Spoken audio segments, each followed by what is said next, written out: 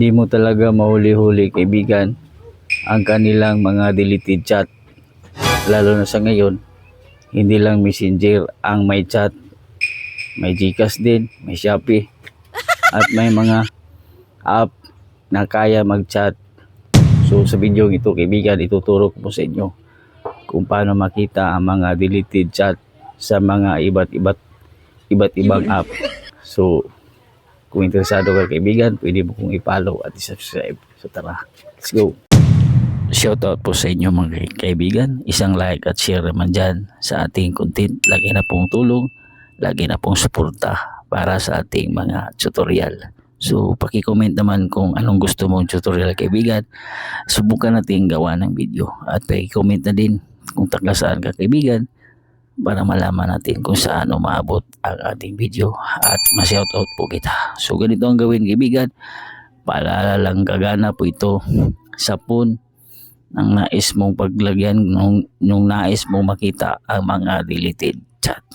So hanapin mo lang kanyang Play Store, tapos itong search lane at i-search mo dito sa ibabaw at hanapin mo lang itong Unseen app. So nag-install po sa aking phone ito kaibigan kasi nga legit na app ito at talagang makikita ang mga deleted chat. So sundan mo lang ito kaibigan at i-install sa iyong phone.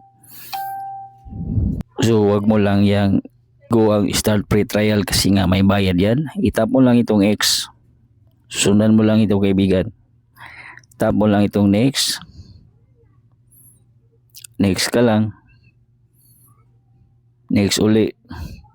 Then dito, ito yung sinasabi ko kaibigan na pwede mong i-check ang Viber, Telegram, Line, KakaoTalk o mga iba pang may mga app na may mga chat. So kung wala dito kaibigan, i-update mo lang ang Unseen. So itap mo lang itong next. Then give authorization. Then hanapin mo lang dito ang Unseen at i-allowed mo. Itap. Then allowed. Allow. So mag-back ka lang. Allow mo lang ito. Then okay. Then dito mo makikita yung mga chat na delete na papasok sa mga kanilang mga apps. So i-try natin kung legit ba. Halimbawa magchat-chat ako, I love you mahal. Yun. Papalabas na ako. So halimbawa lang po ito ha. So itap mo lang itong send.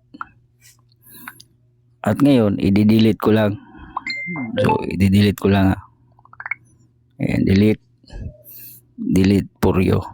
So yan. So hindi na makita. So ngayon magbabak ako at titingnan ko yung app. So legit nga kaibigan. Dito na nga yung dinelete natin na chat na halimbawa kay na itatab ko lang. So makikita natin itong delete ko na chat kay na I love you mahal, papalabas na ako. So ganun lang malaman ang mga deleted chat sa phone ng jowa kaibigan. At tiyaking na nalagay mo ito ng maayos at mag-comment ka na lang kung paano ito itago para hindi niya malaman na minomonitor mo ang mga deleted chat sa kanyang phone. Huwag kalimutan i-share ang ating videos. Tandaan ang kalaman ng kayamanan. God bless po sa ating lahat.